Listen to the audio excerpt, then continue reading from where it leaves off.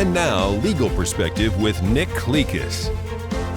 Starting a business is exciting, but before the big ideas and bold branding, there's legal groundwork to lay. One of the most common first steps is forming an LLC.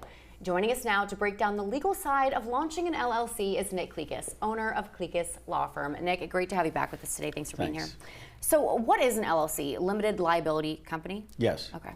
Some people think it's corporation. Yeah, I thought it was corporation too. Right. But so what is an LLC? Well, there are three ways to form a corporation in South Carolina. One's an S Corp, one's a C Corp, and the other's the LLC. Back in the day, you needed a lawyer to help you with the LLC. No longer, because so many people were doing it. And then after COVID hit, you know, everybody was forming an LLC. Yeah. So, you know, it's just a matter of filing with the Secretary of State, your articles of incorporation, get your employer identification number, your EIN number, pay your $110, pick a name that nobody else is using, and, you know, file your paperwork, and it creates somewhat of legal protection in the event you get sued. You have to have your registered agent named, and that's the person that accepts service if you're getting sued. Mm-hmm. So really, the sole purpose of an LLC is legal protection? For the most part, yeah. You want to separate your personal assets from your corporate assets so that if you do get sued, you can say, well, the LLC only has these assets, you can't come and take my house. For the average person, such as yourself, setting up a business, you form an LLC and you decide how you want to run that LLC. Mm-hmm. And it's a good vehicle, but the problem is that some people take advantage of it and use it for fraud and other purposes. The typical example is like a contractor comes into your house to do some work and he's got an LLC, you know, Nick's, you know, repair service. They come in, you pay them half the money, they do half the work and they leave and you can't find them. You go to sue them. People ask all the time, you know, can you sue an LLC? When I was a judge, people come in and suing these contractors and it will, you know, okay, I'll give you the judgment, but then you go to the LLC and they don't have any assets you can't collect.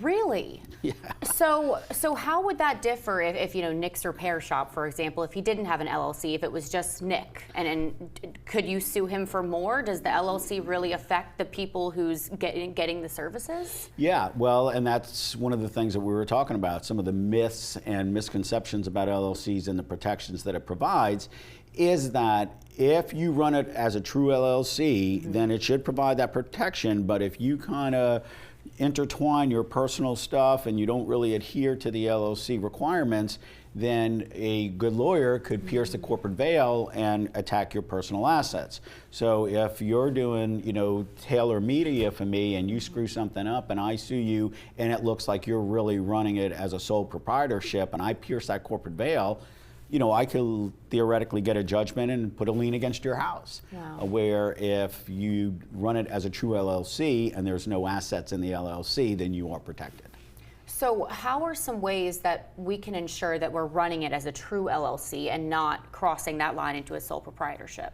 Call a lawyer. No, I mean, you know, it's really not that mysterious. You know, you have your articles of incorporation. Don't intertwine and commingle assets, your money and your checkbooks. You know, have a checkbook and a credit card for your LLC, mm-hmm. and that's all that's run through there. Don't, you know, commingle and, you know, keep it isolated and have whatever assets you want exposed in the LLC only. And one thing I do want to ask you is registered agent. It's something that's required when you have an LLC. What's the purpose of a registered agent and why is it required? Yeah, so every corporation in South Carolina has to have a registered agent, no matter who it is. I mean, if it's a foreign corporation, and when I mean foreign, it could be like Walmart, who's not really stationed here but does business in South Carolina. Mm-hmm. So any corporation has to have a registered agent in South Carolina. Mm-hmm. If it's a foreign corporation, they usually use what's called CT Corp, and everybody can just serve CT Corp, and then they send it to the home office. Mm-hmm. If it's a local or a domestic corporation, the registered agent is just somebody that is named that will accept service in the event of a lawsuit. So for your Taylor Media, you could be your own registered agent, I could be your registered agent, your mom could be your registered agent, just somebody that will be available to accept service. Mm-hmm. Well, I've learned so much because I did my LLC through an online filing, but just talking to you for 5 minutes, I feel like I have so much more knowledge. So all of your legal needs, obviously 843-9000000, Kleekus.com is where you can go. Nick, always a pleasure. Thanks. We're back in 2 minutes. This has been Legal Perspective with Nick Kleekus.